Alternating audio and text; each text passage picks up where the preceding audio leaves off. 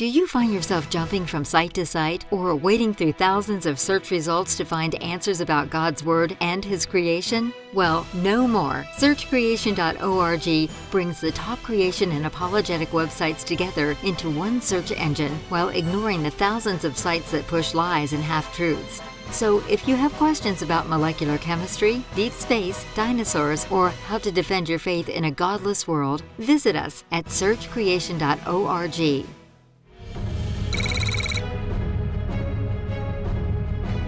You're watching the extended interview with Dr. Danny Faulkner of Answers in Genesis.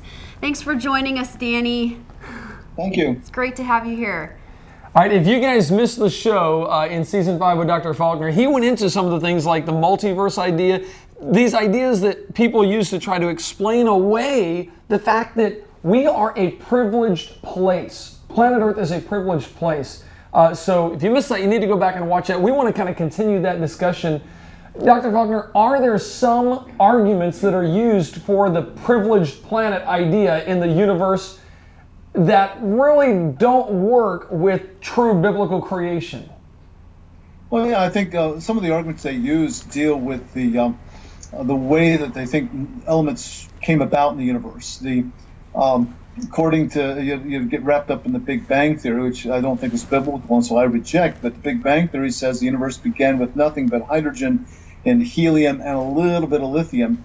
But you look at your bodies, we have iron in our blood, calcium in our bones. We're mostly made of nitrogen and carbon and oxygen. Where did those things come from? And the whole belief is that those were synthesized in the cores of stars over many billions of years. There was 9 billion years of nucleosynthesis supposedly took place before the Earth came along. And only in the universe that's billions of years old could that sort of thing happen. That's the kind of argument given along these lines.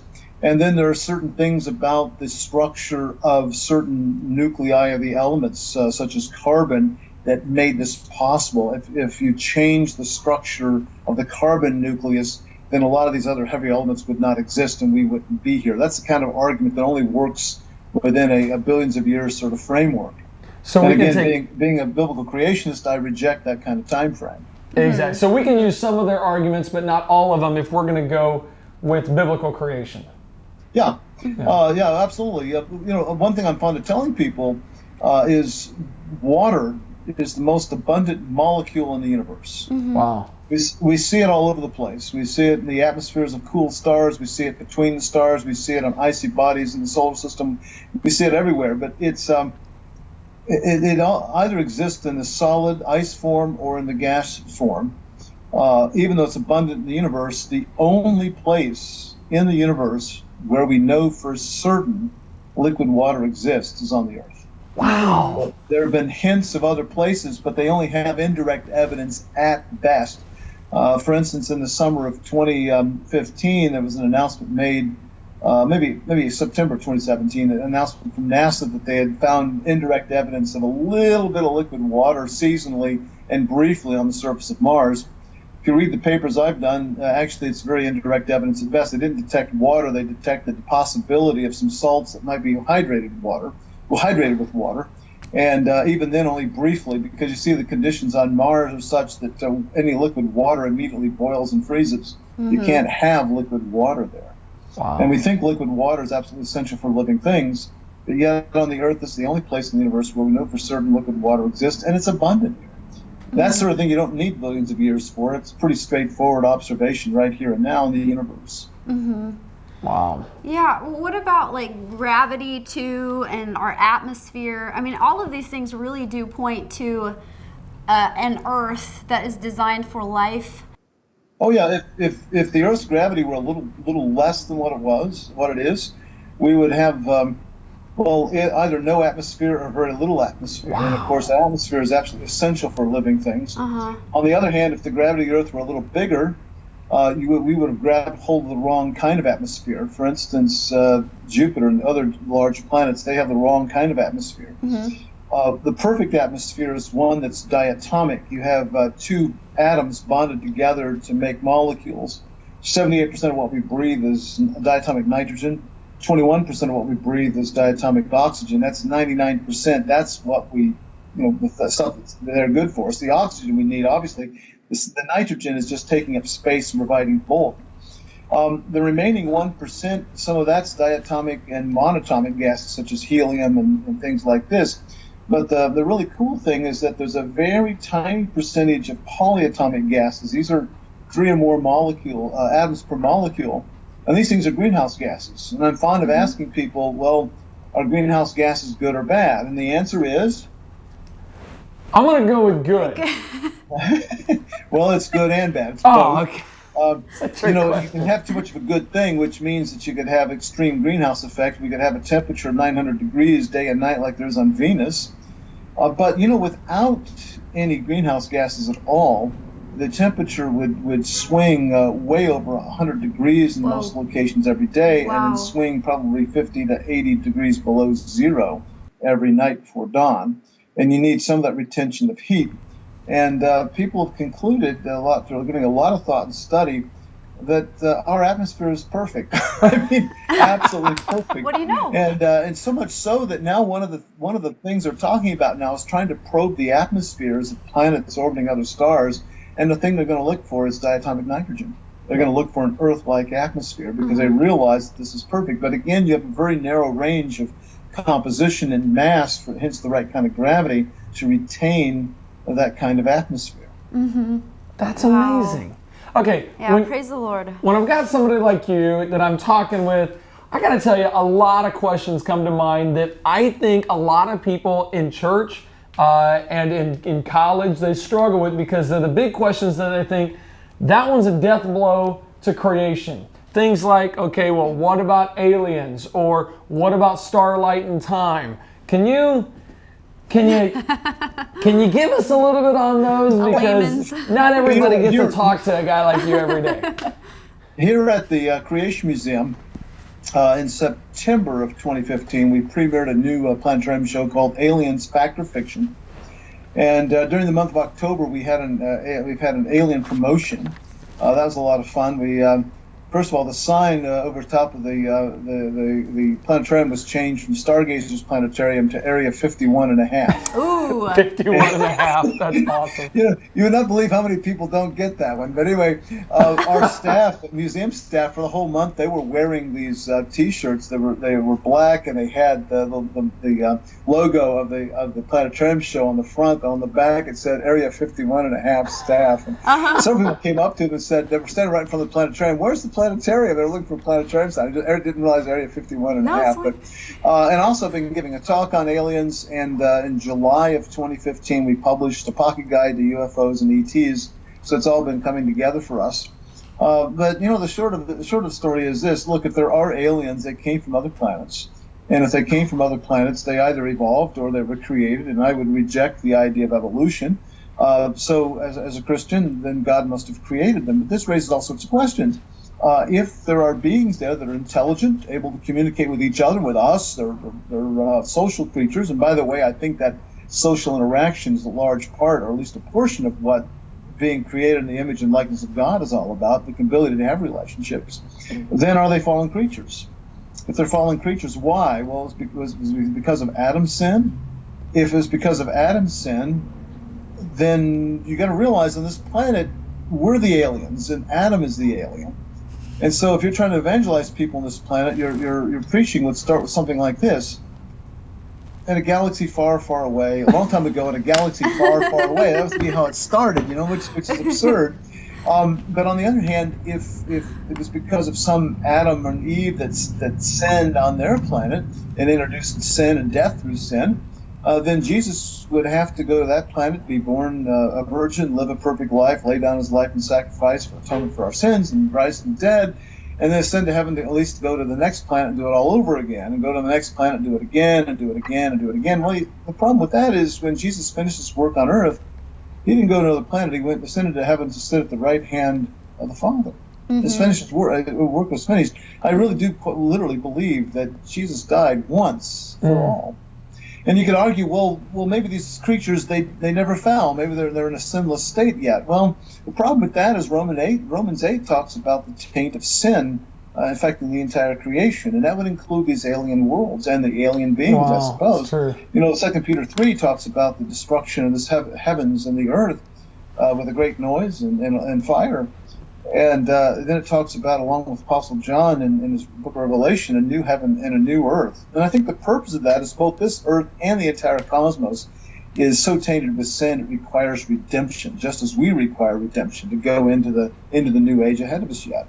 So I've come to the conclusion a long time ago that God didn't make beings like us elsewhere. So the answer to the question is, are we alone in the universe, at least as far as physical beings like us? I think even though the Bible doesn't directly address that issue, the reasons I've given here suggest that we are alone in the universe. And we are the center of God's attention. Mm-hmm. And you've done it straight from the Bible. I love it, how you can just take it right back to, here's what the truth tells us. Mm-hmm. That's great. That's good. Well, thank you. Well, I'm wondering, hang on. What? Starlite. Oh, Starlite. I'm telling you, this is one of the biggest things. This is one of the biggest things people use against. If I did not believe in God and I wanted to argue against the Bible, I would throw the whole idea of Starlite in Christians' face right and left and say, take that, take that, take that. So take that, what are you going to do with it? It's a good question. Let me set it up for you. Most people say, well, let's say for the sake of argument, the creation is 6,000 years old. And let's, because I think the Bible does indicate thousands and not millions or billions. And we can see objects out there that are very far away, much farther away than 6,000 light years. For instance, the Andromeda Galaxy, this time of year, if you've got a dark sky, is relatively easy to see. I can spot it at my house on a dark, moonless night. And that's about 2 million, maybe a little over 2 million light years away. So obviously the light from it could not have reached us in just 6,000 years, it would seem. And it's one of the closest galaxies to us. There are many that are millions, billions of light years away from us. So how could the light have gotten here? Well, Eric, the situation's even worse than that. Think about the end of day 6. The creation week ends, the sun sets, it's now beginning of day 7. The sky gets dark for Adam the first time, and Adam and Eve look up in the sky. What do they see? Well, I think they saw stars. Agreed. Because on day 4, the stars not only were made, but they were also given purposes. And those purposes or functions could not be fulfilled unless they were visible. And, the nearest star outside of the solar system is more than 4 light years away. So if for him to have seen, Adam and Eve to have seen any stars at all, you would have to explain not how light from the most distant object in the universe got here, but how did light from the closest objects get here? Wow. And if you can explain that problem, then you can probably explain the problem of the distant objects today. And I know of at least 5 or 6 different suggestions that have been proposed by at various times by creationists. I even published my own about 2.5 years ago, and it's on the Answers in Genesis website if you want to read more about it. The Answers in Genesis website is answersingenesis, all one word, .org. If you go there and just simply search for the light travel time and my problem, I'm sure my article would come up pretty quickly. Also, it's discussed in New Answers Book 4 that we published about 2 years ago. Anyway, I'll give you a real quick synopsis on it. Several things strike me about creation that are misunderstandings. One is the fact that many people seem to think that the creation, everything was ex nihilo, that God just poof, put a tree there where there was no tree before. Poof, there was a whale where there was no whale before. But that's not exactly how God did it according to the narrative. If you read it carefully, God used some processes, a very rapid set of processes, but still processes. For instance, on day 6, God made man out of the dust of the ground. That took a little bit of time. Not very long, but it did take some time. And then God made Eve from a piece of Adam's side. That took a little bit of time. In chapter 2, it recaps the creation. It talks about the birds, the flying things, and the land animals coming up out of the ground. They formed out of the ground, I think, similar way the way that Adam was formed. And if you go to day 3 account, it talks about the plants coming up out of the ground as well. It's not just poof, there's a tree, but you get this impression from the language used there. These plants came ripping up out of the ground really fast, almost like a time-lapse movie had you been there. And you would have had to rapidly mature these plants. They weren't made mature, but they were matured very rapidly. And the reason for that, as we know from the end of chapter 1, that plants were the source of food for everybody and everything at the very beginning. There was no carnivorous activity. But plants take at least a couple of months to mature and bring fruit so that people and animals can eat them. So these things had to be matured very rapidly, so the critters and people coming along 2 and 3 days later could eat them. Now, that means that if you look at the day 4 count and look at day 6, you got to somehow get the light here within 2 days, probably within day 4. So I think what God did is he rapidly made the astronomical bodies, but then just as he caused those plants to come up out of the ground very rapidly and mature, I think he brought that light forward from distant parts of the universe and brought it to the Earth. And I'm not suggesting a physical mechanism whereby that happens. I think that's a mistake many times we make, is what people are expecting a physical mechanism, a scientific answer to everything. Yet creation by its very nature is a miraculous sort of thing. What part of the miracle of creation don't you understand? You might as well give a physical explanation for the virgin birth and resurrection. That's true. The writer of Hebrews and also Paul to the Colossians, in the first chapter of both those books, wrote about the sustaining of this current world by the power of his word. And I think that sustaining moment by moment by the Creator has some regularity to it, has a pattern to it, and we call the study of that regularity and pattern physics. We write equations to describe how things happen. They don't tell why they happen, they simply describe how they happen. And it's a real mistake to take that and try to extrapolate that all the way back into the creation week. I suppose at some points in the creation week, God was creating and then he started sustaining, and he did that step by step. Certainly by the end of the week, everything was sustaining now rather than being creative. When we try to push our physics back to the barrier of time of the creation week, I think we're kind of making the uniformitarian assumption that we always tried the evolutionists about making, that the present is key to the past. We want to take the present physics, run it back into creation, and insist that God could only use this method of physics in order to solve this problem. And I think that's wrong. Yeah. Great answer. Yeah.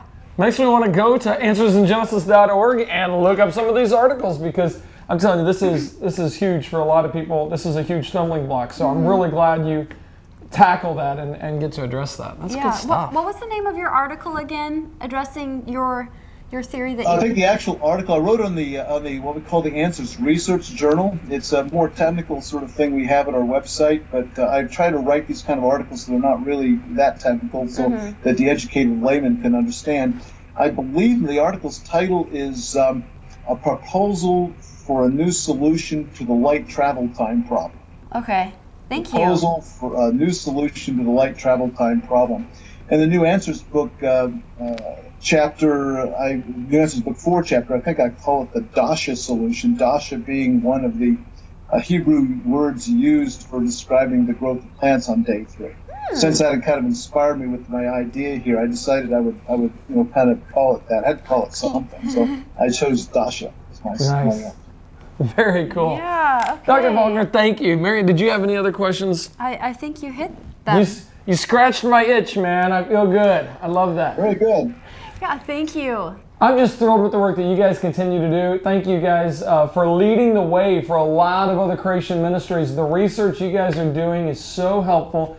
So thank you very much. You're very welcome. Awesome. All right, you guys go check out Dr. Faulkner. If you ever get a chance to hear him speak, you will love it. He's entertaining and funny and just an all-around good guy. So thank you for letting us hang out with him. I hope you guys enjoyed it, and go check him out at answersingenesis.org. God bless, Dr. Faulkner. Thank you. Thank you.